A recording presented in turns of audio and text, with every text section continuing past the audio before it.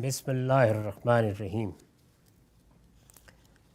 عن ارباز ابن ساریہ قال صلی لنا رسول اللہ صلی اللہ علیہ وسلم صلی لنا رسول اللہ صلی اللہ علیہ وسلم الفجر ذات یوم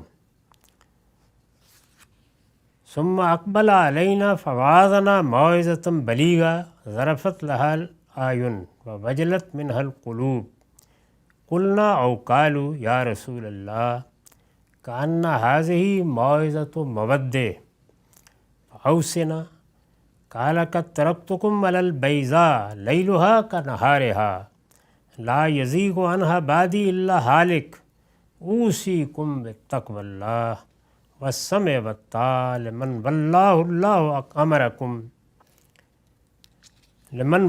اللہ امرکم وإن کان عبدا حبشیا مجدا فإنما المؤمن كالجمل الأنف حيثما كيد انقاد فإنه من يعش منكم يرى بعد اختلافا كثيرا فعليكم بسنتي وسنة الخلفاء الراشدين المهديين تمسكوا بها وعزوا عليها بالنواجذ وإياكم ومحدثات الأمور فإن كل محدثة بدعة وإن كل بدعة ضلالة. ارباز بن ساریہ رضی اللہ عنہ بیان کرتے ہیں کہ رسول اللہ صلی اللہ علیہ وسلم نے ایک دن ہمیں فجر کی نماز پڑھائی، پھر ہماری طرف متوجہ ہوئے اور ایسا مؤثر واعظ فرمایا کہ اس سے آنکھیں بہہ نکلیں اور دل کانپ اٹھے. ہم نے یہ بیان کیا کہ لوگوں نے عرض کیا یا رسول اللہ یہ تو گویا کسی رخصت ہونے والے کا واعظ ہے، لہٰذا ہمیں وصیت کیجیے. آپ نے فرمایا میں نے تم لوگوں کو ایسی روشن اور واضح ہدایت پر چھوڑا ہے کہ اس کی رات بھی دن کی طرح ہے. یہ جو الفاظ ہیں کہ اس کی رات بھی دن کی طرح ہے، اس پر میں نے لکھا ہے یہ نہایت بلیغ تعبیر ہے.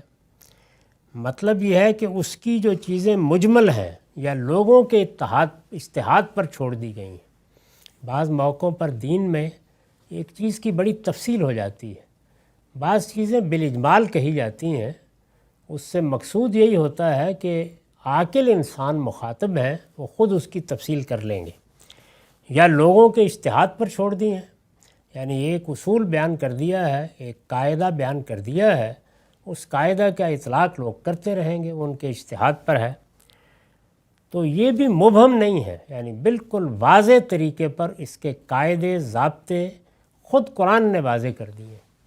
اجمال کی تفصیل کس طرح کرنی ہے، اجتہادی اطلاقات کس طرح کرنے ہیں، یہ نہ صرف یہ کہ قرآن نے خود کر کے دکھایا ہے بلکہ رسول اللہ صلی اللہ علیہ وسلم نے بھی اس کی تعلیم دی ہے. تو یہ سب بھی ایسا واضح ہے کہ اس کے اصول و مبادی میں بصیرت رکھنے والے ان کو بھی ماہ و آفتاب کی طرح روشن دیکھتے ہیں، یعنی کوئی چیز بھی چھپی ہوئی نہیں ہے. تو اس کو حضور نے اس طرح تعبیر کیا کہ میں نے تم لوگوں کو ایسی روشن اور واضح ہدایت پر چھوڑا ہے کہ اس کی رات بھی دن کی طرح ہے. یہ بتانا مقصود ہے کہ حق ہر لحاظ سے واضح ہو گیا ہے، کوئی ابہام باقی نہیں رہا. اگر انسان آنکھوں پر پردے نہ پڑنے دے، تعصبات میں مبتلا نہ ہو، روشنی کے اندر دیکھنے کی صلاحیت رکھتا ہو تو پھر روشنی روشنی. اس سے میرے بعد وہی انحراف کرے گا جس کے لیے ہلاکت مقدر ہو چکی ہو. یعنی یہ بتا دیا گیا کہ بات میں کوئی ابہام نہیں. بہت سے لوگ ہیں نا کہ وہ اختلافات کو دیکھ کر کہتے ہیں کہ بات واضح نہیں، کہاں جائیں، کس طرف عمل کریں. تو فرمایا کہ نہیں، ایسا نہیں ہے، تمہیں خود اپنے آپ کو تیار کرنا ہے، ورنہ جو کچھ بیان ہوا ہے، جو کچھ ملا ہے وہ قطعی ثبوت بھی ہے، قطعی دلالہ بھی، یعنی بات ہر لحاظ سے واضح ہے. اس پر بھی میں نے حاشیہ لکھا ہے، یعنی خدا کے اس قانون کے مطابق ہلاکت مقدر ہو چکی ہو جو اس نے لوگوں کی ہدایت و ضلالت کے لیے مقرر کر رکھا ہے. یہ جو فرمایا نا کہ وہی لوگ اس سے انحراف کریں گے جن کے لیے ہلاکت مقدر ہو چکی. تو ہلاکت کن کے لیے مقدر ہوتی ہے؟ تو یہ اللہ کے قانون کی طرف اشارہ ہے جس کے مطابق ہدایت صرف انہی کو ملتی ہے جو ہر طرح کے تعصبات سے بالا تر ہو کر علم و عقل کی روشنی میں فیصلے کرتے اور ہدایت کے سچے طالب ہوتے ہیں۔ یہ ہدایت ملتی ان کو ہے۔ جو ہدایت کے سچے طالب نہیں ہیں، اپنے تعصبات کی تائید میں چیزوں کو دیکھتے ہیں، ان کو ہدایت نہیں ملتی۔ تو اس لیے یہ فرمایا کہ اگر راستہ دیکھنا چاہو گے تو میری ہدایت واضح ہے، اس کی رات بھی دن کی طرح ہے، یعنی جو چیزیں مجمل ہیں یا جو اجتہاد پر چھوڑ دی گئی ہیں وہ بھی روشنی میں پڑی ہوئی ہیں۔ اگر تم صحیح طریقے سے غور کرو گے تو کوئی ادنا تردد بھی پیش نہیں آئے گا۔ میں تمہیں اللہ سے ڈرتے رہنے اور ہر اس شخص کے ساتھ سم و طاعت کا رویہ اختیار کرنے کی وصیت کرتا ہوں جسے اللہ تمہارا حکمران بنا دے، اگرچہ وہ کوئی نک کٹا حبشی ہی کیوں نہ ہو۔ یہ اسی حکم کی تاکید ہے جو قرآن مجید کی سورہ نساء کی آیت 59 میں بیان ہوا ہے، اطیعوا اللہ و اطیعوا الرسول و اولی الامر منکم۔ اس میں بھی یہی بات کہی گئی ہے۔ تو جو تعلیم ہمیں دی گئی ہے وہ یہ ہے کہ دنیا میں انسان بہرحال کسی نہ کسی کو حکمران بنائیں گے۔ حکومت، ریاست کا نظم یہ انسان کی ضرورت ہے۔ جس طرح سے پیٹ بھرنے کے لیے انسان کو باہر نکلنا پڑتا ہے، یہ اس کی ضرورت سے معاش کے ذرائع پیدا ہوتے ہیں، بالکل اسی طریقے سے انسان چونکہ اپنے اختیار کو غلط استعمال کرتا ہے تو اس کے لیے حکومت اور ریاست کا نظم قائم کرنا پڑتا ہے۔ اس میں جو لوگ حکومت کا نظم سنبھالتے ہیں یہ ضروری نہیں ہے کہ ہم انہیں پسند کریں۔ ہر لحاظ سے ناپسندیدگی کے مواقع پیدا ہو سکتے ہیں۔ یعنی یہاں پر مثال دی ہے عربوں کو سامنے رکھ کے کہ عربوں کے اوپر ایک نک کٹا حبشی حکمران بن گیا، وہ پسند نہیں کرتے اس کو۔ فرمایا کہ جو بھی حکمران بنا دیا گیا ہے وہ قانون کے مطابق حکومت کر رہا ہے، سم و طاعت کا رویہ اختیار کرو، اس لیے کہ جب دنیا میں اختلال پیدا ہوگا تو اس کے نتیجے میں جانیں جائیں گی، اس کے نتیجے میں معیشت برباد ہوگی، اس کے نتیجے میں دنیا کے نظم و نسق میں خرابی ہوگی، اس کے لیے قوموں کے لیے جینے کے مواقع ختم ہو جائیں گے۔ تو چنانچہ آپ کسی آئیڈیل نظام کے لیے جب خواہش کرتے ہیں تو سوال یہ ہے کہ اس کا انتخاب کا موقع ہے یا نہیں۔ یعنی جمہوریت اور ملوکیت میں انتخاب کرنا ہے تو ظاہر ہے کہ جمہوریت کا انتخاب کیا جائے گا، لیکن اگر ملوکیت اور انارکی میں انتخاب کرنا ہے تو ملوکیت کا انتخاب کیا جائے گا۔ بری سے بری حکومت بھی انارکی کے مقابلے میں بہتر ہوگی۔ قانون کو ہر حال میں قائم رہنا چاہیے، اور فرمایا کہ کسی حال میں بھی قانون کی خلاف ورزی نہیں کرو گے، سم و طاعت کا حکم دے رہا ہوں میں تمہیں، سنو گے اور قانون کے سامنے سر جھکا دو گے اپنا۔ تو فرمایا کہ مثال دی ہے، بڑی بلیغ مثال ہے، اس لیے کہ بندہ مومن اس اونٹ کی طرح ہوتا ہے جس کی ناک مہار سے ایسی دکھ رہی ہو کہ اس کو جہاں کھینچ لے جائیں کھینچتا چلا جائے۔ قانون کے معاملے میں ایک مہار ڈالے ہوئے اونٹ کی طرح بندہ مومن کو قانون کے سامنے اپنا سر جھکا دینا چاہیے۔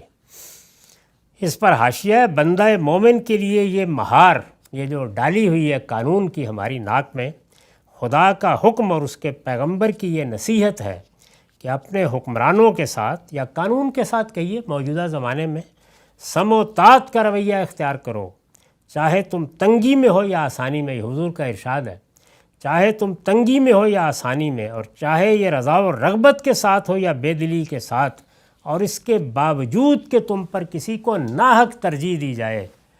یہ مسلم کی روایت ہے۔ تو بتایا کہ اس سب کے باوجود بھی قانون کی خلاف ورزی نہیں کی جائے گی۔ ہم مسند احمد کی ایک طویل روایت کا مطالعہ کر رہے ہیں۔ اس کا کچھ حصہ ہم نے پچھلی نشست میں سمجھ لیا تھا۔ میں نے بتایا تھا کہ مسند احمد میں اس کا رقم ہے 17,144۔ ارباز بن ساریہ کی روایت ہے، یہ بیان ہو چکا ہے۔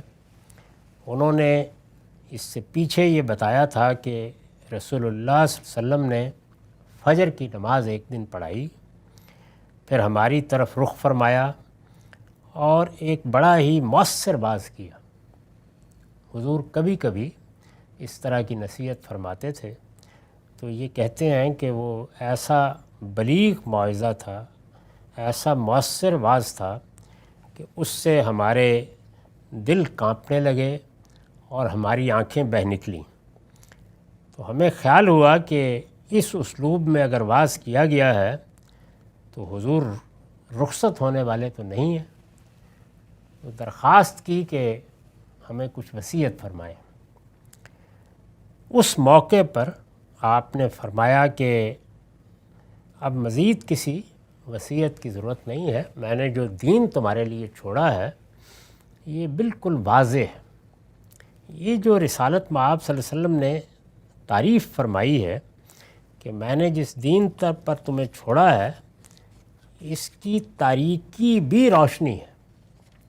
میں نے اس کی وضاحت کر دی تھی کہ یہ جو اس کی رات بھی دن کی طرح ہے یا تاریکی بھی روشنی ہے، یہ تعبیر اختیار کی ہے، تو مطلب یہ ہے کہ اگر اس میں کوئی چیز اجمال کے ساتھ بیان ہوئی ہے، یعنی اس کی تفصیل نہیں کی گئی، یا اس میں کسی اطلاق کو لوگوں پر چھوڑ دیا ہے کہ وہ خود سمجھ لیں گے، تو وہ سب بھی ایسا واضح ہے کہ اگر آدمی تعصبات سے بالا تر ہو کر اس کو سمجھنا چاہے گا تو کوئی امکان نہیں ہے کہ اس کو غلطی لگے، ہر چیز بالکل واضح ہے۔ تو فرمایا کہ اس لیے اس دین کی طرف رجوع کرو، اور مزید تنبیہ یہ کی کہ جب کوئی چیز اتنی واضح ہے، اس طرح سے روشن ہے، اور پھر کوئی شخص انحراف کرتا ہے تو اس کا مطلب ہے کہ اس کے لیے ہلاکت مقدر ہو چکی ہے۔ ہلاکت مقدر ہو چکی ہے، اس کو میں نے واضح کر دیا تھا کہ یہ اللہ تعالیٰ کے اس قانون کی طرف اشارہ ہے جس کے تحت اگر آدمی صحیح رویہ نہ اختیار کرے تو وہ ہدایت سے محروم ہو جاتا ہے۔ اس کے بعد آپ نے اور باتیں بھی کی ہوں گی، ظاہر ہے کہ ساری باتیں یاد نہیں رہتی، تو جو راویوں کو یاد رہ گیا ہے وہ انہوں نے بیان کر دیا ہے۔ تو اس میں آپ نے یہ بھی فرمایا کہ میں تمہیں اللہ سے ڈرتے رہنے اور ہر اس شخص کے ساتھ سم و طاعت کا رویہ اختیار کرنے کی وصیت کرتا ہوں جسے اللہ تمہارا حکمران بنا دے، اگرچہ وہ کوئی نکٹا حبشی ہی کیوں نہ ہو۔ یہ ہدایت یہاں بھی ہوئی ہے۔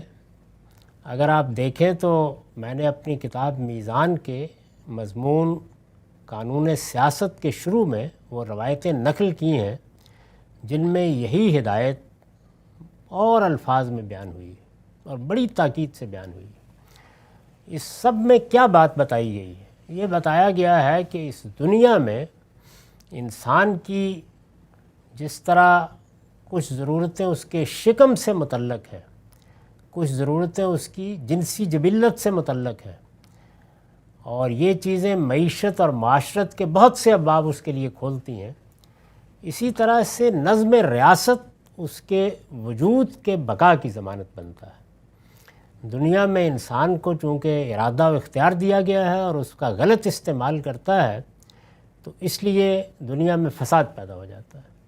اس فساد کو روکنے کے لیے جو بندوبست انسان نے کیا ہے، اور یہ انسان نے کیا ہے، وہ یہ کہ ہمارا ایک نظم حکومت ہو، ایک اجتماعی نظم ہو، یہ اس کی ضمانت ہوتی ہے جس سے پولیس وجود میں آتی ہے، فوج وجود میں آتی ہے، محکمے آتے ہیں، اور پھر ہم آزادانہ طور پر گھومتے ہیں، شہروں میں رہتے ہیں، زندگی کے مسائل سے دوچار ہوتے ہیں۔ یہ کبھی دیکھا ہوگا کہ ذرا بدامنی پیدا ہو جائے اور کوئی ایسی صورت پیدا ہو جائے کہ جس میں اندازہ ہو کہ یہ حفاظت اٹھ گئی ہے تو انسان کے ساتھ کیا ہو جاتا ہے۔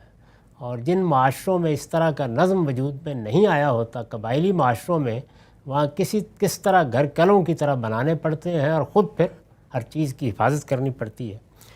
تو ہمیں مسلمان کی حیثیت سے یہ پابند کیا گیا ہے کہ ہم کبھی انارکی پیدا نہیں کریں گے، ہم کبھی فساد کو برداشت نہیں کریں گے، جو نظم بھی قائم کر دیا جائے گا اس کی اصلاح کرنے کی کوشش کریں گے، بہتر کرنے کی کوشش کریں گے، لیکن یہ خیرخواہی کے جذبے سے ہوگا، یہ قانون شکنی کے ساتھ نہیں ہوگا۔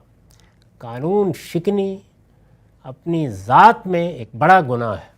اس کا مطلب یہ ہے کہ انسانوں کو جو حفاظت حاصل تھی وہ اٹھا دی گئی۔ یہ کوئی سیاسی لیڈر اٹھے اور اس کی دعوت دے، یا کوئی رہنما اٹھے، یہ سب کا سب بالکل بے معنی ہے۔ چنانچہ انقلاب کا لفظ اپنی ذات میں فساد ہے، یہ لفظ لغت سے نکال دینا چاہیے، اس لیے کہ ہمارے ہاں جو لفظ ہے وہ اصلاح ہے۔ ہمارا لفظ یہ ہے کہ ہم اصلاح چاہتے ہیں، اور اصلاح کبھی قانون شکنی سے نہیں ہوتی، ہنگامے سے نہیں ہوتی، یہ چیزوں کو تسلیم کر کے ان کے نظم کے اندر رہ کر قانون کے دائرے میں رہ کر جد و جہد کا نام ہے، اور اس میں جد و جہد بھی مظلومانہ کی جاتی ہے۔ انبیاء علیہ السلام نے یہی اسوہ قائم کیا ہے، جب تک ان کے پاس اقتدار نہیں آ گیا انہوں نے کبھی کوئی اقدام نہیں کیا قانون کے دائرے میں رہ کر۔ تو یہاں یہی کہا گیا ہے کہ مسلمانوں کو قانون کے معاملے میں سم و طاعت کا رویہ اختیار کرنا ہے۔ قانون آئے گا، سنا جائے گا، مانا جائے گا، وہ غلط بھی ہوگا تو مانا جائے گا، اس کو تبدیل کرانے کی جد و جہد کی جائے گی، لیکن جب تک وہ قانون ہے اس کے سامنے ہر شخص سر تسلیم خم کرے گا۔ تو اس لیے قانون کی پابندی جہاں کہیں بھی مسلمان رہتے ہوں، وہ اپنے ملکوں میں رہتے ہوں یا کسی دوسری جگہ، قانون کی پابندی ہمارے لیے دین کا حکم ہے، اللہ کے رسول کا حکم ہے، اور اس کو یہاں تک حضور نے پہنچا دیا ہے کہ جو آدمی قانون شکنی کرتا ہے اپنے بارے میں فرمایا وہ میری ہدایت کی خلاف ورزی کرتا ہے، وہ میری نافرمانی کرتا ہے۔ تو یہاں پر بھی آپ نے اس موقع پر جب لوگوں کے دل نرم تھے تو یہ وصیت فرمائی، اور اس میں بندہ مومن کی تعریف کی کہ وہ کیسے قانون کی پابندی کرتا ہے۔ اس میں مثال یہ دی اس لیے کہ بندہ مومن اس اونٹ کی طرح ہوتا ہے جس کی ناک مہار سے ایسی دکھ رہی ہو کہ اس کو جہاں کھینچ لے جائیں کھنچتا چلا جائے۔ یعنی اگر مہار ڈالی ہوئی ہے اونٹ کے ناک میں اور ناک میں مہار ڈالنے کے نتیجے میں وہاں کوئی زخم سا بن گیا ہے، دکھ رہی ہے، تو پھر وہ ذرا سا بھی کھینچیں گے تو وہ فوراً کھنچتا چلا آئے گا۔ تو فرمایا کہ قانون کے معاملے میں بندہ مومن کا رویہ یہ ہوتا ہے، اس کو اس طریقے سے اس کی پابندی کرنی چاہیے، جہاں قانون اور ضابطہ کھینچ لے جائے وہیں جائے گا وہ۔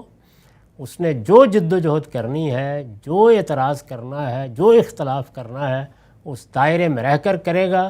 وہ اگر قانون شکنی کرتا ہے تو لوگوں کی جان اور مال اور آبرو کو خطرے میں ڈالے گا اور اس طرح مجرم قرار پائے گا اور اللہ کے رسول کا نافرمان بھی ہوگا۔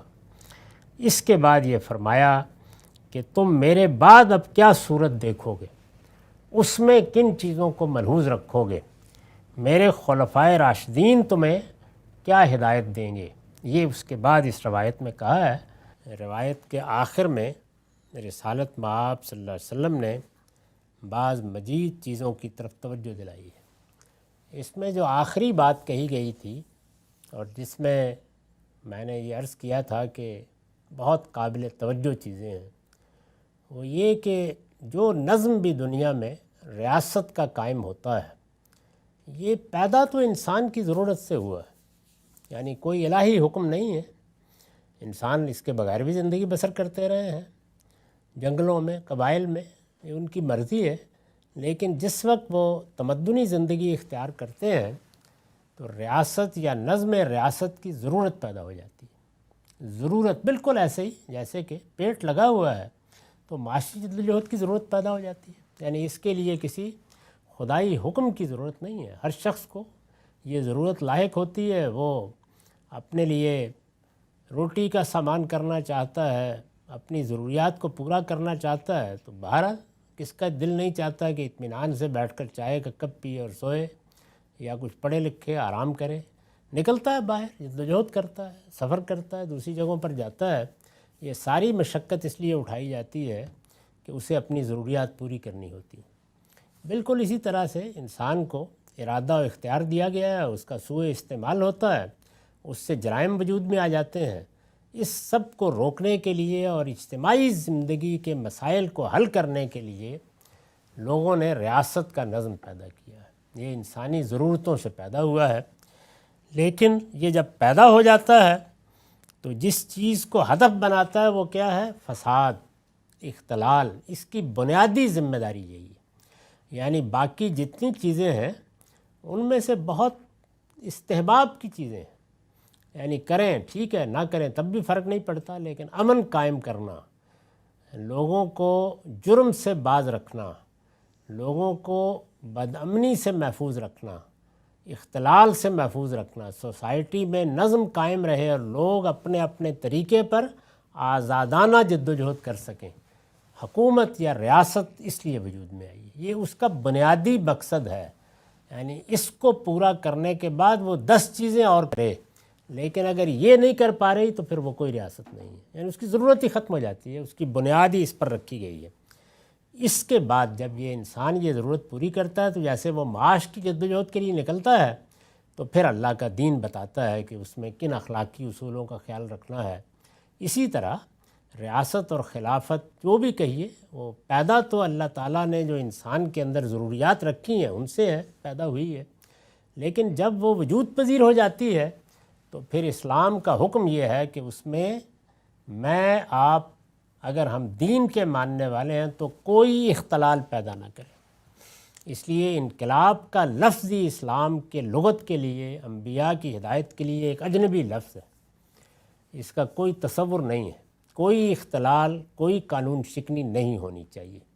جو کچھ بھی تبدیلی لانی ہے اس کا ایک ہی طریقہ اور وہ یہ کہ وہ لوگوں کے ذہنوں کو تبدیل کر کے لائی جائے گی، اس کے لیے پرامن ذرائع اختیار کیے جائیں گے، اس کے لیے قانون کے حدود کو ملحوظ رکھا جائے گا۔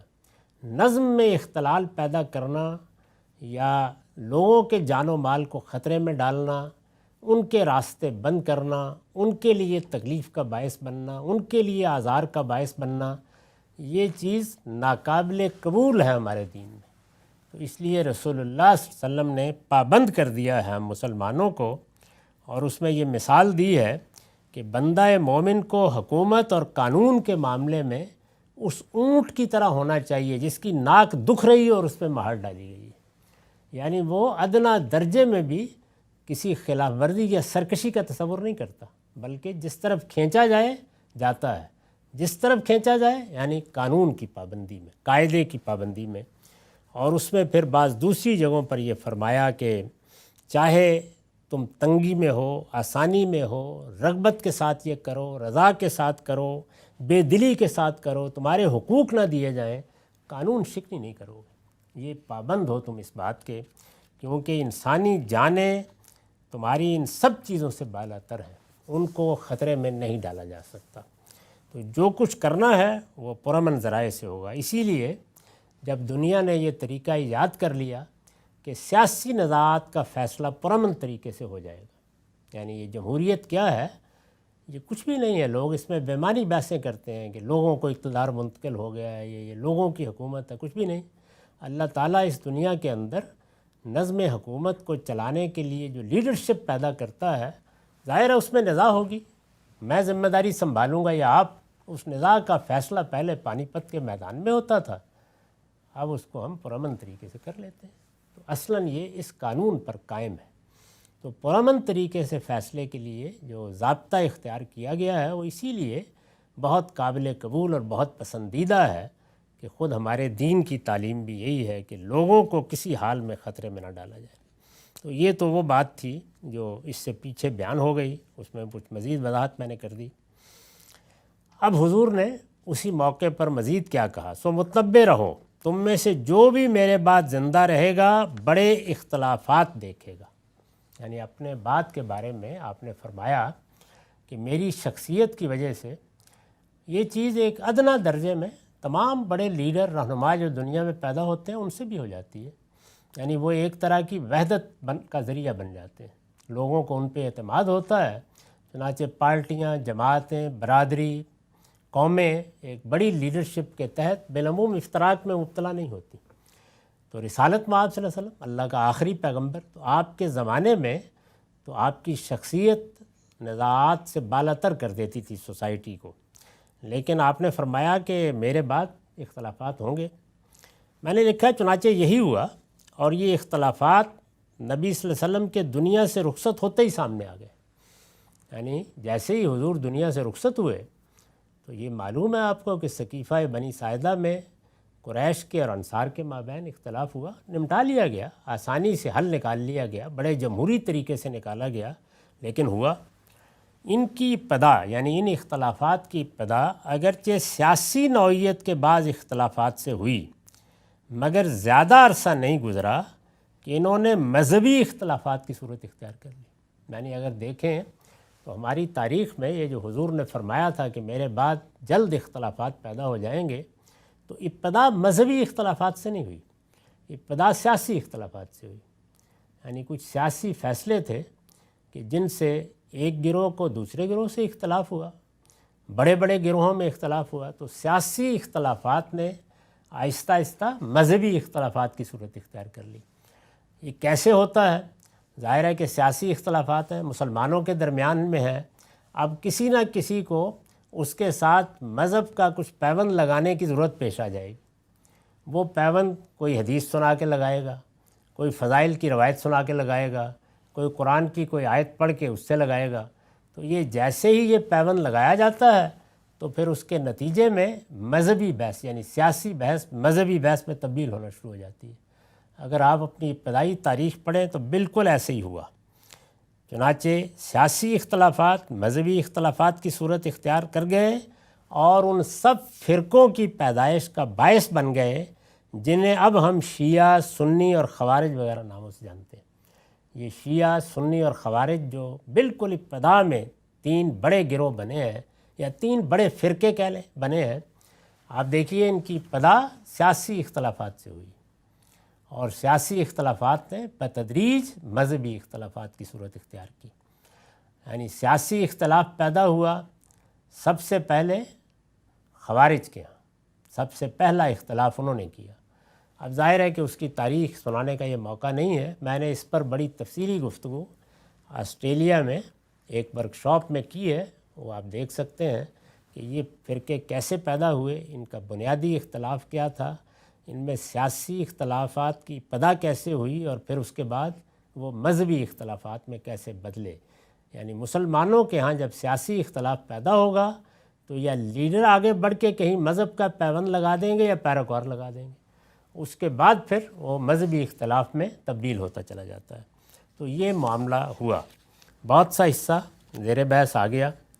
آخر کی کچھ چیزیں ہیں جو بڑی اہمیت رکھتی ہیں، اب ہم ان کو سمجھنے کی کوشش کریں گے۔ فرمایا تھا کہ سو متنبع رہو، تم میں سے جو بھی میرے بعد زندہ رہے گا بڑے اختلافات دیکھے گا۔ یعنی رسالت میں آپ صلی اللہ علیہ وسلم نے جو الفاظ استعمال کیے وہ یہ تھے، یعنی جیسے کہ راوی نے بیان کیا ہے، ظاہر ہے ضروری نہیں کہ یہ حضوری کے الفاظ ہوں، آپ کی نسبت سے جو الفاظ بیان کیے گئے ہیں، فَإِنَّهُ مَن يَعِشْ مِنْكُمْ يَرَىٰ بَعْدِي اخْتِلَافًا كَثِيرًا۔ یہ اختلافات میں عرض کر چکا ہوں کہ پیدا ہوئے اور رسول اللہ صلی اللہ علیہ وسلم کے دنیا سے رخصت ہوتے ہی سامنے آ گئے۔ یہ بھی عرض کر دیا تھا کہ یہ اختلافات ابتدا میں سیاسی اختلافات کے طور پر سامنے آئے۔ سیاسی اختلافات نے زیادہ عرصہ نہیں گزرا کہ مذہبی اختلافات کی صورت اختیار کر لی، اور جن قوموں میں مذہب کی اس نوعیت کی برتری ہوتی ہے وہاں یہ لازمی نتیجہ ہے۔ آپ مسیحیت کی تاریخ پڑھیں تو وہاں بھی یہ ہے، سیاسی اختلافات سے بات شروع ہوئی، خوارج ایک سیاسی اختلاف کے نتیجے میں اٹھے، اہل تشیع کا گروہ ایک سیاسی اختلاف کے نتیجے میں وجود پذیر ہوا، لیکن پھر اس کے بعد جب اس کے ساتھ کچھ مذہب کا پیوند لگایا جاتا ہے تو وہ مذہبی اختلافات میں بدلنا شروع ہو جاتا ہے، اور لگاتے ہیں سب مذہبی لوگ۔ تو خیر اس پر میں تفصیل سے گفتگو کر چکا ہوں۔ اس کے بعد اب آگے یہ فرمایا ہے، رسول اللہ صلی اللہ علیہ وسلم کی نسبت سے بیان کیا گیا کہ آپ نے فرمایا کہ جب یہ اختلافات تم دیکھو گے، یہ پیدا ہو جائیں گے، اس وقت لازم ہے کہ تم وہی طریقہ اختیار کرو جو دین و شریعت پر عمل کے لیے میں نے اختیار کیا ہے اور جو میرے بعد میرے ہدایت یافتہ خلفائے راشدین اختیار کریں گے۔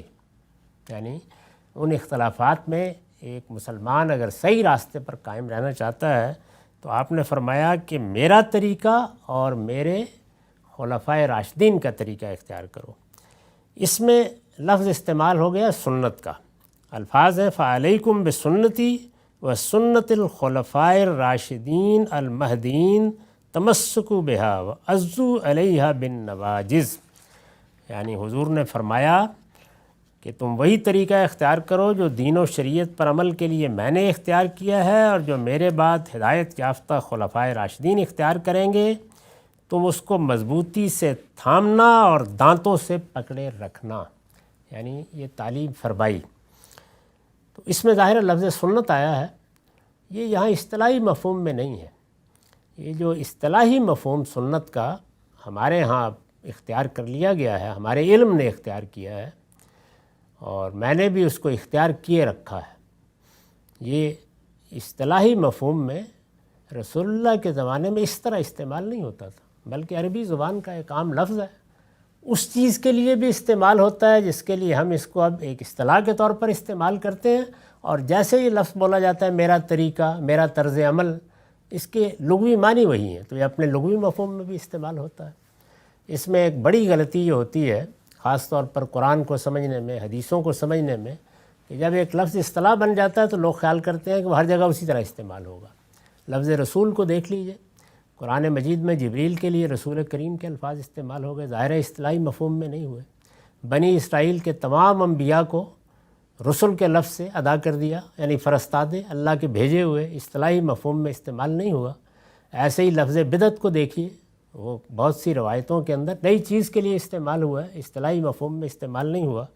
تو سنت کا لفظ بھی قرآن مجید میں سنت کا لفظ اللہ تعالیٰ کے طریقے کے لیے آیا ہے، یعنی بالکل دوسرے مفہوم میں، جس میں کہا گیا ہے کہ وَلَن تَجِدَ لِسُنَّتِ اللَّهِ تَبْدِيلًا، تو سنت طریقہ، طرز عمل، تو یہاں پر بھی یہ لفظ اصطلاح کے طور پر نہیں آیا، اس کو لوگوں نے اصطلاح کے طور پر لے لیا اور ایک بڑی بحث پیدا کر دی کہ کیا پھر مسلمانوں کے لیے خلفائے راشدین کی سنت پر عمل کرنا بھی ضروری ہے، یعنی گویا خدا کے پیغمبر کی اس سنت کے مقابل میں جس میں ہم اصطلاح میں اس کو استعمال کرتے ہیں، جس میں دین دیا گیا ہے، ایک اور چیز دین کا ماخذ بنانے کی صحیح شروع ہو گئی، تو اس لیے یہ وضاحت ضروری تھی۔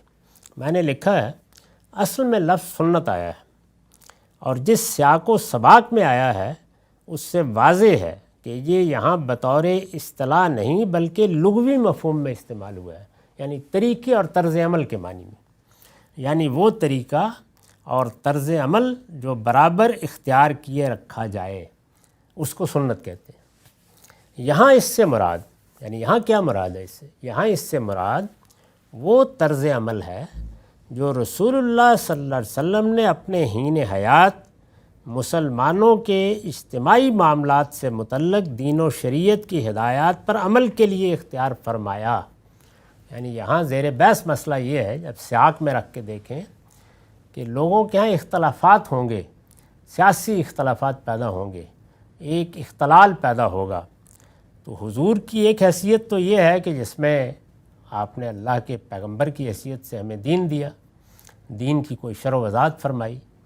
ایک دوسری حیثیت یہ تھی کہ مسلمانوں کا جو اجتماعی نظم پیدا ہوا، آپ اس کے حکمران بھی تھے، یعنی پہلے حکمران۔ یہ جو آپ کی حیثیت ہے، اس میں آپ نے یعنی حکمران کی حیثیت سے کیا طرز عمل اختیار کیا؟ مسلمانوں کے سیاسی نظم کو قائم رکھنے کے لیے، اسے قانون کے مطابق چلانے کے لیے آپ نے کیا طرز عمل اختیار کیا؟ یہ زیر بحث ہے یہاں پہ۔ تو میری سنت سے مراد وہ طرز عمل ہے جو رسول اللہ صلی اللہ علیہ وسلم نے مسلمانوں کے نظم اجتماعی کو ایک حکمران کی حیثیت سے قائم رکھنے کے لیے اختیار فرمایا، اور ظاہر ہے کہ آپ دین اور شریعت لے کر آئے تھے، تو اس کا ربط آپ نے کیسے قائم کیا سوسائٹی کے ساتھ اور لوگوں کے ساتھ اور وقت کے قانون کے ساتھ، اس کو یہاں کہا گیا ہے میری سنت۔ پھر یہی نہیں، اس طرح کے معاملات میں اس خوبی کے ساتھ ان کی قیادت بھی فرمائی، یعنی سیاسی معاملات میں قیادت بھی فرمائی کہ ان کی جمعیت میں کسی موقع پر کوئی انتشار پیدا نہیں ہونے دیا۔ یعنی رسول اللہ صلی اللہ علیہ وسلم نے نہ صرف یہ کہ مسلمانوں کو ایک جھنڈے تلے جمع کیے رکھا، آپ کی قیادت میں وہ بڑے بڑے مارکے انجام دینے کے قابل ہوئے، اور ان مارکوں کو انجام دینے ہی کے قابل نہیں ہوئے بلکہ ان کی جمعیت میں ایک خاص طرح کا نظم، ایک خاص طرح کی قانون کے ساتھ وابستگی پیدا ہوئی، اور مخالفتوں کے ہجوم میں بھی اور اندر اور باہر کی سازشوں کے باوجود وہ نظم اختلال میں نہیں جا سکا۔ تو یہ حضور کی قیادت تھی بحیثیت ایک قائد اور رہنما کے، یہ پیغمبری کا منصب ایک الگ چیز ہے بالکل۔ تو اس میں جو طریقہ آپ نے اختیار کیا اور جس طرح آپ نے کوئی انتشار پیدا نہیں ہونے دیا، اس کی طرف اشارہ کیا ہے۔ یعنی جب پہلا جملہ یہ کہا کہ میرے بعد اختلافات دیکھو گے، تو بتایا کہ پھر اس وقت دیکھنا کہ میں نے اختلافات جب پیدا ہوئے یا ہو سکتے تھے تو کیا طریقے اختیار کیے۔ عبداللہ بن ابی اور بعض دوسرے منافقین کی طرف سے اٹھائے جانے والے فتنوں، خاص کر واقعہ افک کے موقع پر آپ کا طرز عمل اس کی نمایاں مثال ہے۔ اب یہ جو واقعات ہوئے ہیں، بہت واقعات ہیں، سیدہ عائشہ پر تہمت لگا دی گئی، اسی طرح سے عبداللہ بن ابی نے ایک پوری مہم چلا ڈالی، غزوہ بنی مستلق میں لوگوں کو گمراہ کرنے کے لیے ایک ایسی تقریر کی جس سے خود انصار کے دلوں میں بھی کچھ ایسی صورت پیدا ہوئی کہ حضور کو جا کے تقریر کرنا پڑی۔ تو یہ جو سیاسی نوعیت کے فتنے آپ کے مقابل میں منافقین نے پیدا کیے، حضور نے کس طریقے سے ان فتنوں کا مقابلہ کیا، یعنی کیسے دیکھا ان کو اور کس طرح جمعیت کو منتشر نہیں ہونے دیا۔ تو میری سنت سے مراد یہاں رسالت مآب صلی اللہ علیہ وسلم کا وہ طریقہ ہے جو آپ نے اس طرح کے موقعوں پر نظم کو قائم رکھنے کے لیے اختیار کیا۔ اس میں بہت سے حقائق رسالت مآب صلی اللہ علیہ وسلم نے بیان فرمائے، ان میں سے ایک ایک چیز کی وضاحت ہو چکی ہے۔ آخری اور اہم ترین چیز یہ تھی کہ رسالت مآب صلی اللہ علیہ وسلم نے اس میں تنبیہ فرمائی کہ میرے بعد سیاسی اختلافات پیدا ہو جائیں گے۔ اور بھی بعض روایتوں میں آپ نے متنبہ فرمایا، اور یہ ضروری تھا اس لیے کہ اپنے بعد کے بارے میں جو حالات بھی پیش آئیں گے اس میں لوگوں کو کیا کرنا ہے، کیا رویے ہونے چاہیے، کیونکہ یہ دین تو عالمی سطح تک پہنچنا ہے۔ تو اس میں اگر فوراً بعد کوئی سیاسی خلفشار ایسا پیدا ہو جاتا کہ مسلمانوں کی جمعیت ہی پارا پارا ہو جاتی تو کون پہنچاتا اور کہاں سے پہنچتا، پھر 10 سوالات پیدا ہو جاتے۔ تو آپ نے متنبہ فرمایا کہ بڑے اختلافات دیکھو گے۔ میں عرض کر چکا ہوں کہ یہ اختلافات ابتدا میں پیدا ہوئے تو خوارج کی طرف سے ہوئے، یہ شیعان علی اور شیعان معاویہ کی طرف سے پیدا ہوئے۔ تو دونوں صورتوں میں یہ اصل میں سیاسی اختلافات تھے، یعنی شروع میں اس میں کوئی مذہبی پہلو نہیں تھا، سیاسی اعتبار سے لوگوں نے ایک بات کو پسند کیا، ایک کو ناپسند کیا، اور سیاسی اختلافات ظاہر ہے کہ بعض اوقات بڑے جذباتی مناظر پیدا کر دیتے ہیں، ہو گئے اس کے نتیجے میں، لیکن بتدریج مذہبی اختلافات میں تبدیل ہو گئے۔ تو مسلمانوں کے ہاں بھی اور مسیحیوں کے ہاں بھی اگر آپ ان کی تاریخ پڑھیں، اور بلکہ یہود کے ہاں بھی ایسا ہی ہوتا ہے، سیاسی اختلافات سیاسی نہیں رہتے، کچھ نہ کچھ لوگ اس میں، اور لیڈر حضرات خود آگے بڑھ کے مذہب کا پیوند لگانا شروع کر دیتے ہیں۔ اس کا نتیجہ یہ نکلتا ہے کہ پھر وہ سیاسی اختلافات فرقوں کی شکل میں تبدیل ہو جاتے ہیں۔ تو ایسا ہی ہوا، حضور نے اس کے بارے میں متنبہ فرمایا تھا۔ آپ نے اس کے بعد کہا کہ تمہیں کرنا کیا ہے۔ آپ نے فرمایا کہ اس وقت تم میں سے ہر شخص پر لازم ہے کہ وہی طریقہ اختیار کرو جو دین و شریعت پر عمل کے لیے میں نے اختیار کیا ہے اور جو میرے بعد میرے ہدایت یافتہ خلفائے راشدین اختیار کریں گے۔ اس میں جو الفاظ تھے آپ کے وہ یہ تھے کہ فَعَلَيْكُمْ بِسُنَّتِي وَسُنَّتِ الْخُلَفَاءِ الرَّاشِدِينَ الْمَهْدِيِّينَ تَمَسَّكُوا بِهَا وَعَضُّوا عَلَيْهَا بِالنَّوَاجِذ، یعنی اس وقت تم میرے طریقے کو اور میرے خلفائے راشدین کے طریقے کو مضبوطی سے پکڑنا۔ تو میں نے یہ بتایا تھا کہ یہاں لفظ اگرچہ سنت کا استعمال ہوا ہے، لیکن یہ لفظ یہاں اس اصطلاحی سنت کے معنی میں استعمال نہیں ہوا۔ عربی زبان کے جو الفاظ ہیں ان کا اصطلاحی مفہوم بہت بعد میں اس طرح متعین ہوا ہے۔ قرآن مجید کے زمانے میں یہ لفظ اس اصطلاحی مفہوم میں بھی استعمال ہوا، لیکن اس کے ساتھ جیسے ہم بولتے ہیں میرا طریقہ یہ ہے، میرا طرز عمل یہ ہے، میری روش یہ ہے، تو اس معنی میں بھی، یہاں تک کہ قرآن مجید میں یہ لفظ سنت اللہ استعمال ہوا ہے، یعنی اللہ کا طریقہ، اللہ کا طرز عمل، اللہ بندوں کے ساتھ کیا معاملہ کرتا ہے۔ تو یہاں پر بھی یہ استعمال ہوا ہے کہ میں نے، یعنی رسول اللہ صلی اللہ علیہ وسلم نے اپنے حین حیات مسلمانوں کے، یعنی صرف پیغمبری تو نہیں کی نا، اس کے ساتھ حکمران کی حیثیت سے، مسلمانوں کے رہنما کی حیثیت سے ان کی قیادت بھی کی ہے۔ تو اس میں کیا طریقہ اختیار کیا؟ فتنے پیدا ہوئے، منافقین کا فتنہ بڑا غیر معمولی تھا۔ عبداللہ بن ابی نے مختلف موقعوں پر بڑی نازک صورتحال پیدا کر دی۔ غزوہ بنی مستلق میں تو جو کچھ ہوا اس میں اندیشہ تھا کہ انصار اور مہاجرین میں تلواریں نکل آتی۔ تو اس طرح کی صورتحال وقتاً فوقتاً پیدا ہوتی رہی۔ یہود نے بڑے فتنے پیدا کیے، وہ مدینے میں تھے، ان کے ساتھ معاہدات ہو گئے تھے، اور ایک شہر میں رہتے ہوئے جب ان معاہدات کی انہوں نے پہلے تو یعنی ظاہر میں تو کچھ پابندی کی لیکن باطن میں پہلے دن ہی نہیں کی اور پھر ظاہر میں بھی خلاف ورزیاں شروع کر دیں. تو اس سے اجتماعی زندگی یا نظم اجتماعی میں رسالت مآب صلی اللہ علیہ وسلم کو بڑے فتنوں کا مقابلہ کرنا پڑا ہے. ان فتنوں کی تفصیلات قرآن مجید میں موجود ہیں. منافقین نے وہ نوبت پہنچا دی کہ جس میں خود حضور کا اپنا گرانہ ہدف بن گیا. ازواج مطہرات کے لیے کوششیں شروع ہو گئیں کہ کوئی اسکینڈل بنا دیا جائے. سیدہ کے بارے میں بھی جس طرح کے روایتوں میں تفصیلات آتی ہیں ایک ایسی تہمت تراش دی گئی. تو یہ سب چیزیں ہوتی رہیں. اس موقع پر رسول اللہ نے جو طریقہ اختیار کیا یعنی کیا رد عمل کی نفسیات میں مبتلا ہو گئے, کوئی ایسا اقدام کر ڈالا کہ جس نے ساری وحدت پارا پارا کر دی.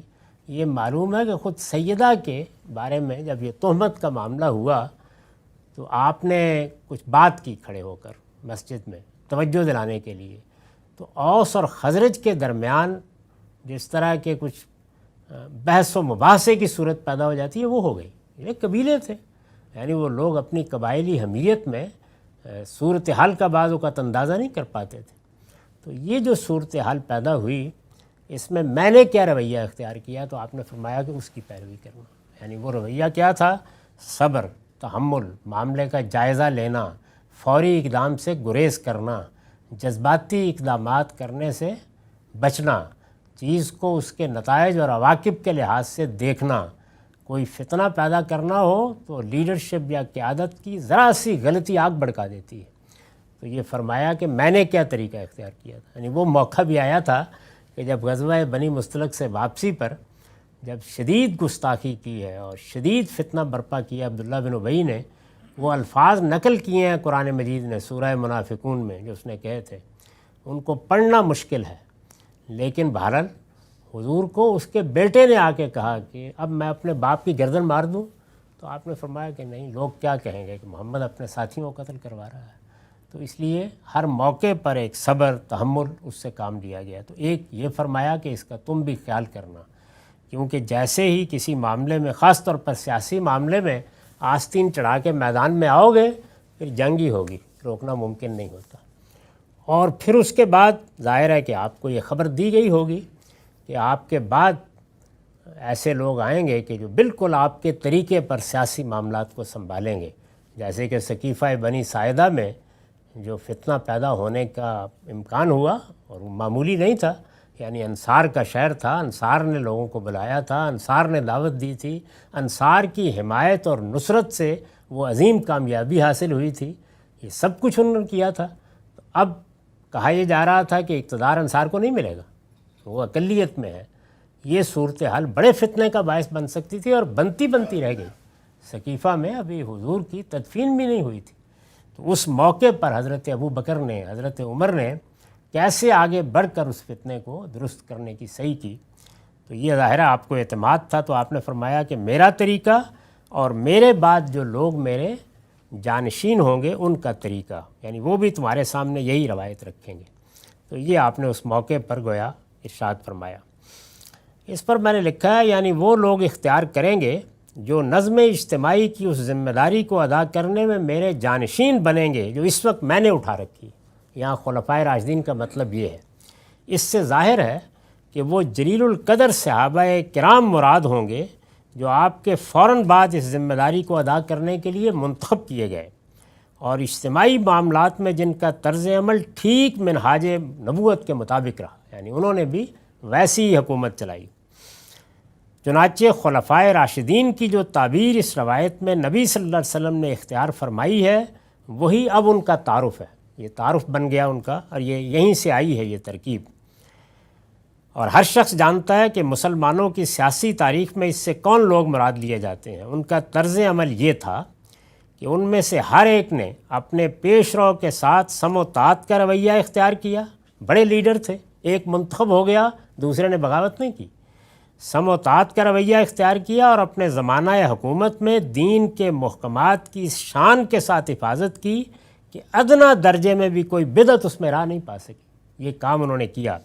صاف معلوم ہوتا ہے کہ نبی صلی اللہ علیہ وسلم کو اللہ تعالیٰ کی طرف سے اس کا علم وحی کے ذریعے سے دیا گیا تھا. آپ نے ان کے طرز عمل کی پیروی اختیار کرنے کی یہ ہدایت اسی بنا پر فرمائی ہے. چنانچہ دین و شریعت کو ہر طرح کی آمیزش سے پاک رکھنے اور نظم اجتماعی کے معاملات میں ان پر عمل کے لیے آپ کا اور آپ کے خلفائے راشدین کا یہی طرز عمل اب قیامت تک کے لیے مسلمانوں کے لیے اسوہ حسنہ ہے۔ تو حضور نے یہ تعلیم دی کہ میرے بعد نظم اجتماعی کے معاملات میں اس رویے کو دیکھا جائے جو میں نے اختیار کیا یا جو میرے بعد میرے جانشین اختیار کریں گے، یہ نصیحت فرمائی۔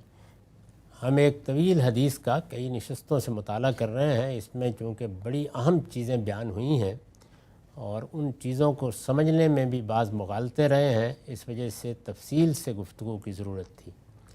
اس کا آخری حصہ باقی ہے، یہ مسند احمد کی روایت ہے جس کا رقم ہے 17,144۔ یہ بات ذہن میں ہوگی کہ اس میں بہت باتیں کہی گئیں، یہ بتایا گیا کہ حضور نے یہ سب باتیں ایک خطبے میں کہی تھیں۔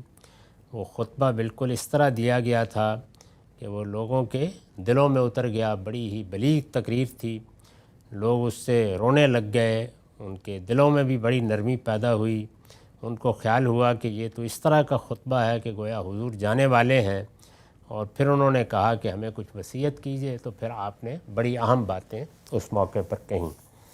تو جو باتیں کہی گئیں وہ سب کم و بیش زیر بحث آ گئی ہیں۔ آخری چیز یہ تھی کہ آپ نے فرمایا کہ میرے بعد بہت سے اختلافات پیدا ہو جائیں گے، ان اختلافات میں جو رویہ تمہیں اختیار کرنا ہے وہ یہ ہے کہ میں نے نظم سیاسی کو جس طرح چلایا ہے، یعنی ایک چیز ہے پیغمبری اور ایک چیز ہے قیادت، تو جس طرح میں نے قیادت کی ہے اور اس قیادت میں جس طرح نرمی، حلم اور شفقت کے ساتھ معاملات کیے ہیں، لوگوں کو ساتھ لے کر چلا ہوں، اس جماعت میں افتراق نہیں پیدا ہونے دیا، تو تم لوگ بھی اسی کی پیروی کرنا۔ اور اس کے بعد میرے جو راشدین خلفاء ہیں، ہدایت یافتہ خلفاء ہیں، ظاہر ہے کہ سیدنا ابو بکر، سیدنا عمر کی طرف اشارہ ہے، تو یہ لوگ جو میرے بعد آئیں گے ان کا طریقہ بھی وہی ہوگا، یہ بھی اسی طریقے کی پیروی کریں گے۔ سیاسی نظم کے لیے جو چیزیں ضروری ہوتی ہیں، یعنی سب لوگوں میں قانون کی پابندی کا جذبہ ہو، جو لوگ قیادت کے منصب پر فائز ہیں وہ اس حقیقت کو مان لیں کہ جب بھی قیادت ہوگی تو وہ اجتماعی نہیں ہو سکتی، یہ ممکن نہیں ہے۔ دنیا میں اللہ تعالیٰ کا بنایا ہوا قانون اس کو نہیں مانتا، اس میں ایک شخص کا انتخاب کرنا ہوگا آخری درجے میں۔ اس وقت بھی یہی صورتحال ہے۔ اس کو اجتماعی صورت دینے کے لیے کچھ اہتمام تو کیے گئے ہیں کہ آپ نے ارباب حل وقت کی ایک جماعت بنا دی، پارلیمنٹ بنا دی، آپ نے کابینہ بنا دی، لیکن یہ سب جو کچھ بھی ہے یہ معاونین ہی کا کردار ادا کرتا ہے۔ قیادت کسی ایک جگہ ارتکاز کا تقاضا کرتی ہے، یہ ہو نہیں سکتا کہ اس کو پھیلا دیا جائے، تو یہ ہوگا۔ اب یہ ہوگا تو یہ تو ضروری نہیں ہے کہ بہت ہی ممتاز کوئی شخصیت ہر وقت موجود رہے، جیسے کہ رسالت مآب صلی اللہ علیہ وسلم کے بعد سیدنا صدیق کی شخصیت تھی، جن کے بارے میں سیدنا عمر نے کہا کہ تقطع العناقل ہے، ان کے سامنے سب گردنیں جھک جاتی تھیں۔ اسی کو آپ اپنے ہاں کی مثالوں سے سمجھ لیجئے، جو بڑی شخصیات پیدا ہوئی ہیں، جیسے ہمارے ملک کی جماعتوں میں مثلاً ذوالفقار علی صاحب بھٹو، مثلاً جماعت اسلامی میں مولانا سید ابواللہ صاحب مودودی، مثلاً مسلم لیگ میں قائد اعظم، مثلاً کانگریس میں مہاتما گاندھی یا جواہر لال، اس طرح کی جو بڑی شخصیات ہیں وہ ہر وقت موجود نہیں ہوتی۔ تو جب ہر وقت اس طرح کی شخصیات موجود نہیں ہوتی تو بعض اوقات 19-20 کے فرق کے ساتھ کسی ایک کا انتخاب کرنا ہوتا ہے۔ اس میں پھر جو باقی لوگ ہیں وہ اس حقیقت کو تسلیم کر کے سموتات کا رویہ اختیار کر لیں، تو یہ چیز دین کا بھی تقاضا ہے اور نظم بھی اسی سے قائم رہتا ہے۔ اس کی بڑی غیر معمولی مثالیں خلفائے راشدین نے پیش کی، یعنی اندازہ کیجئے کہ سیدنا عمر، سیدنا ابو عبیدہ بن الجراح، اسی طریقے سے سیدنا معاذ بن جبل، یہ بالکل برابر سرابر کے لوگ ہیں، کوئی فرق نہیں ہے خاص ان میں، صلاحیت کے لحاظ سے، قیادت کی خصوصیات کے لحاظ سے۔ سیدنا ابو بکر تو چلیے سب سے ممتاز تھے، لیکن سیدنا ابو بکر کا انتخاب ہو گیا تو حضرت عمر جیسے غیر معمولی شخص نے اپنے آپ کو دوسری جگہ رکھ لیا اور وہ لافانی الفاظ کہے کہ ابو بکر کی موجودگی میں اگر مجھے انتخاب کیا جائے تو زمین کے پیٹ میرے لیے بہتر ہے۔ یہی سب سے بڑی چیز ہوتی ہے جو ایک بڑا آدمی اپنے آپ کو قیادت اور نظم کے اندر رکھ کر دکھاتا ہے، تو یہی چیز جو ہے یہ نظم کو قائم رکھتی ہے۔ اسی طرح باقی صحابہ نے بھی، ان میں سے ان لوگوں کو جن کے انتخاب کیے گئے، مثلا سیدنا عمر کا انتخاب کیا گیا تو کچھ لوگوں کو اختلاف بھی ہوگا، سیدنا عثمان کا انتخاب ہوا تو اس وقت تو کافی بحث بھی ہوئی، اور خود حضرت عمر نے یہ کہا کہ اس وقت فیصلہ بہت مشکل ہے، 6 لوگ ہیں اور کم و بیش برابر سرابر کے ہیں، بڑا مشکل ہے کہ ان میں سے کسی ایک شخص کا انتخاب کیا جائے، لیکن لوگوں نے کیا، سیدنا عثمان کا انتخاب کر لیا، تو سیدنا علی نے یا باقی لوگوں نے اپنے آپ کو حوالے کر دیا، کسی قسم کا کوئی تردد ظاہر نہیں کیا۔ اس کے بغیر کوئی اجتماعی نظم نہیں چل سکتا۔ تو یہ سبق ہے اس کے اندر، جو یہ ساری روایت ہے کہ ہمیں بھی یہی رویہ اختیار کرنا چاہیے۔ جب ذمہ داری کسی شخص کو دے دی جائے تو پھر اس کے ساتھ ہمارا دین یہ کہتا ہے کہ سرکشی کا، قانون شکنی کا نہیں، سموتات کا رویہ ہوگا۔ ہاں البتہ کوئی اس کو تبدیل کرنے کے پرامن ذرائع ہیں تو وہ ضرور اختیار کیے جائیں گے، جب وقت آئے گا ہو جائے گا کوئی معاملہ۔ تو ایک تو یہ چیز ہے جس کی تعلیم حضور نے دی اس میں، اور یہ کہا کہ یہ یاد رکھو کہ یہ جو طریقہ ہے، یعنی نظم کو قائم رکھنا ہے، سموتات کا رویہ اختیار کرنا ہے، جس شخص کا انتخاب کر لیا جائے وہ کوئی بھی ہو اس کی ہر حال میں پیروی کرنی ہے۔ اس میں الفاظ یہ اختیار کیے یا عربوں کے مزاج کو سامنے رکھ کے کہ اگر کوئی تم عربوں میں کوئی نک کٹا حبشی لا کر بھی اس جگہ بٹھا دیا جائے تو تم اس کی اطاعت کرو گے، قانون کو کسی حال میں ہاتھ میں نہیں لیا جائے گا۔ فرمایا تمسکوا بہا وعضوا علیہا بالنواجذ، مضبوط پکڑو گے میری اس نصیحت کو، میرے اس طریقے کو، اور یہی میرے بعد کے خلفاء کا طریقہ ہوگا، اور اس کو گویا دانتوں سے مضبوط پکڑے رکھو گے، اس میں ادنا درجے میں انحراف نہیں کرو گے۔ یہ بہت ضروری چیز ہے۔